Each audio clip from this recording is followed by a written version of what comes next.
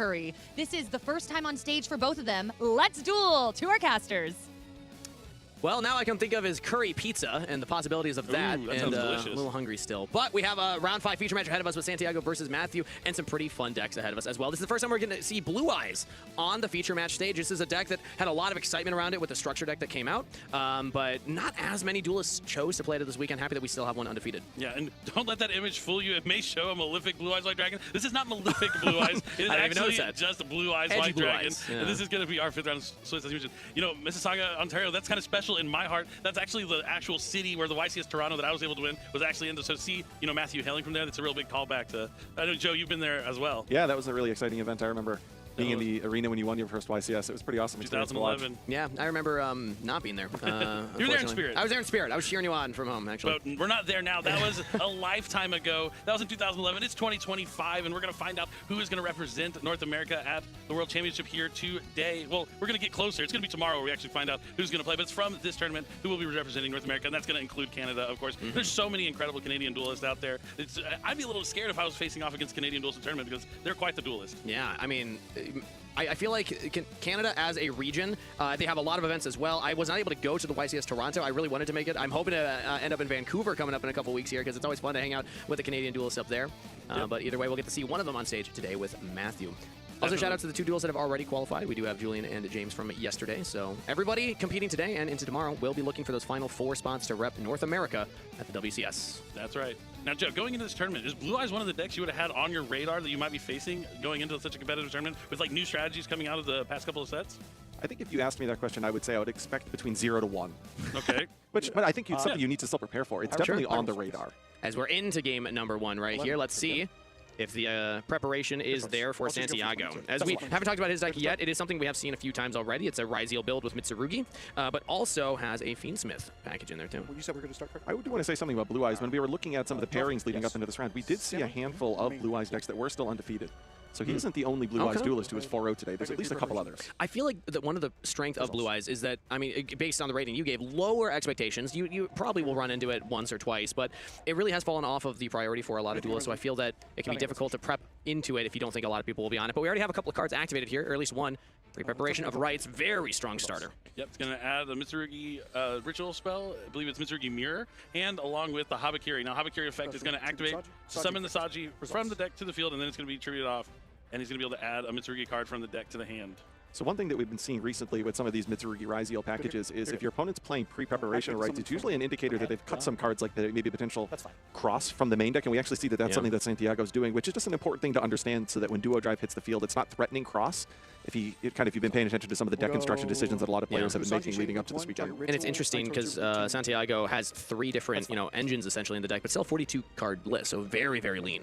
Right, you have to make cuts somewhere. Yeah. All right, now this is the standard play we've seen a lot of times. The Mitsurugi Ritual is going to summon the Habakiri from hand. The Kusanagi is going to add back the Mitsurugi Ritual, and the Night Sword Serpent is going to special summon itself to the field. And now it's time to use the Mitsurugi Ritual to summon from the deck. You can use it to summon from your hand and from the deck each once per turn. And no response from Matthew yet, so now that this is on the field, you can always use it to try and make your opponent at least pitch another card if they're going to try and interact with you. It's interesting. Blue Eyes is typically a deck that plays one of the hand interactions that kind of ebbs and flows in popularity, a card that we don't see in a lot of other strategies, Effect Veiler, just because it's a level 1 tuner. Yeah, it's a quasi-starter. Yeah, and you can also just like add it to your hand with Sage with Eyes of Blue or Wishes. And I will say Blue Eyes, in my experience, I played a lot of this ahead of the team YCS in Vegas, where I competed playing Blue Eyes Primite. You much better going first. It can be difficult going second unless you have something like a Drill Beam in your opener, in which case you actually can try and play through a lot of stuff. But and now it could be difficult. Now we're seeing the bridge into the Fiendsmith package, sending those other 2 monsters ahead of the graveyard. Something summon Moon of the Closed Heaven, which leads into Fiendsmith Requiem. Requiem's going to tribute itself off the field that summoned that Lacrima. The Lacrima sent to the Engraver to the graveyard. Lacrima got equipped with the Requiem to turn into Necroquip Princess. The Engraver summoned himself back from the graveyard, so now he has 2 level 6s to overlay for DDD Highway King Caesar, which is something I want to point out. You mentioned a lot of the decks that are using Mitsurugi Ryzeal and Fiendsmith opted to opt out of using Ryzeal Cross, but that might be because they have that access to that rank 6 and Highway King Caesar to deal with things like Nibiru. Yeah, they both kind of overlap in what their functionality is, and that pre-preparation sort of indicated that might be one of the decisions that was made leading into this event, but we do see there are still ways, as you just mentioned, of playing around Nibiru in the main deck. And now that means that a lot more confidence for Santiago to just spam out these level 4s. This is what Ryzeal does. This is what the deck is built to do, and it very much excels at that. And so far, still no interaction for Matthew. I'm looking at what he's shuffling through his hand. I see at least a True Light in hand. There's a lot of one-ofs in Blue Eyes that you don't really want to draw in an opener, especially going second. I can't quite make out the others. It looks like a Maiden, maybe a Wishes. Yeah, so it's kind of a benefit. With, like, you're able to like discard the True Light with the Wishes, and then you get access to Maiden of White and be able to place it from the graveyard. Not too bad. Just hope your opponent's not on DD Crow. That's what I'll tell you. Definitely. You don't want to lose access to that one copy of True Light, but now going into IP Master, the Ice and the two Ryzeal monsters are linked away into IP Masquerade. Yeah. That's pretty interesting. So had not been locked into Xyz yet. Likes to pick this up. I think it's incredible if you can make the IP before you lock yourself, because yes, you can still have a strong board, but IP being able to quick link away on your opponent's turn and then have that be non-destructible, or it can't be destroyed by card effects, very, very powerful. You can see with the speed that Santiago's playing, he definitely came into this tournament prepared. And like starting 4-0, that's difficult in any tournament, especially at a tournament like the NAWCQ, where you're playing against some of the best of the best. I think I've played in 10 NAWCQs. I've never started 4-0. There's like always that one event I just couldn't start 4-0. It's tough. It's a tough one. Yet, Joe. Yeah. Oh, sorry. It's hard to do that in this at the same time. But So we saw an overlay for Dugaris. Dugaris got to draw Santiago some cards, and now Node Ryzeal is going to come down, sending the Dugaris to the graveyard to special summon back Sword Ryzeal. Thin out the deck of a lot of those Ryzeal names, so hopefully what you're drawing with the Dugaris is going to be, your interactions from the hands. Got the Eclipse Winds under the detonator. This is a fierce-looking field. Set the force. Set free. Oh no! Tough start here for Matthew.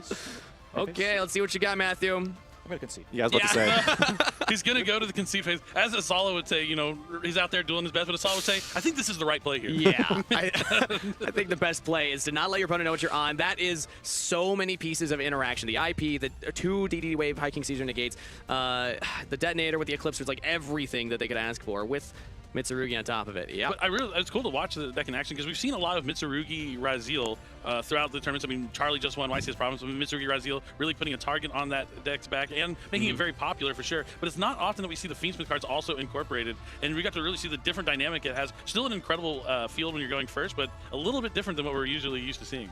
And if you're going to play the Fiendsmith cards, you have to make a lot of concessions in the extra deck. We still are limited to those 15 cards. And the moment that you're playing the Ryzeal package, which requires all of those level 4s, well, rank 4s, plus you're already playing the Fiendsmith package, and you're incorporating the Mitsurugi cards, which require cards like King of the Feral Imps, which may not be in your traditional Ryzeal decks. That really puts a lot of strain if you want to incorporate the Fiendsmith cards. And if you look over Santiago's deck list, there are some cards that you would really expect seeing in Fiendsmith decks that are just missing. and I will say right now, the fact that, yes, Matthew loses game 1, Santiago doesn't know what Matthew's playing, and now Matthew knows when you have the Fiendsmith engine in with that Ryzeal, you're probably cutting things like the Gallant Granite to Search Nibiru, some of these like really nice consistency or just like convenient rank 4 Xyz monsters, just because you need space for the Close Heaven, for the Requiem, for the DDD, for the Necroquip, for instance. That's a lot of extra deck space. So actually, Matthew is going into this with a lot of information gathered for what Santiago's playing. Yeah, you might even be able to deduce that there's not stuff like Star Ryzeal or Ryzeal Cross. He didn't even see a duo drive, but he still got to all the pieces that he needed to go first. But it's pretty still not knowing if your opponent's playing there.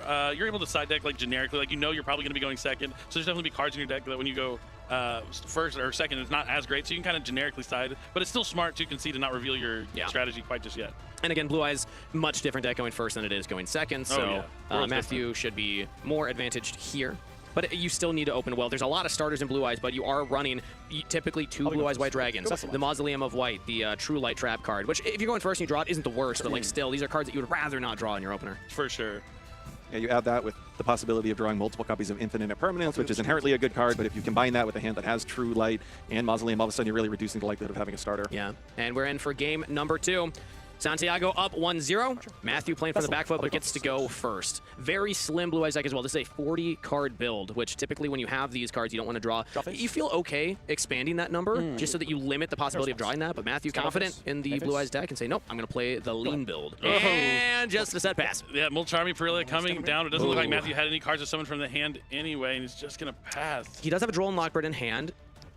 It looks like there was the Mausoleum. I'm trying to really deduce from this angle. But it looks like you're right. Playing, a low count in your deck, 40 cards, the odds of drawing those cards you don't want to draw it really goes up. If you do the math, ooh, Harpy's Feather Duster hits, and it's a Solemn Judgment sided. Could have used it there, but it would have been a little foolish. And he just passes back. We have a fair game. We have a fair game on our hands. Another Perilla. Will it be another pass? All right, we have an Ash Blossom and Joy Spring this time. The last turn, we didn't have anything to do. I'll normal summon Sage with Eyes of Blue. Nice. That's a good one. Does it resolve? It's going to add a level 1 light spellcaster from the deck to the hand, but there's an infinite impermanence. And this is the thing. If the Ryzeal deck passes back, it probably has a lot of interaction from the hand here. The nice thing about Blue Eyes, though, you can keep playing. Even if this gets hit, you can go into your Link 1, the Spirit with Eyes of Blue, which I will not be using one of my favorite Link 1s in the game right now. I like to call it Baby Blue, but that's just me. That's just me. But already has the Mausoleum of White, so not getting any extra value here, but the Mausoleum of White will be activated. Targeting the Spirit with Eyes of Blue, send down the Blue Eyes White Dragon. 3C attack. You can at least get a 3,000 attack Blue Eyes on the field. The classic, the original. And then you can hit for a lot of damage here. That might be all that Matthew's doing with this turn, though. I'll declare effect. Yep, so he's going to use the effect, tributing off the Spirit with Eyes of Blue, bringing back a Blue Eyes White Dragon from the graveyard. And it looks like we're going to battle phase, and it's going to be a White Lightning attack directly. Do you think he's running the spell White Lightning attack? No. First Stream of Destruction? Oh, you're right. It isn't called White Lightning. I always just call it that. Yeah, But like it is the First Stream anime, of Destruction. Yeah, you're right. But it's the same thing. We all know what it is.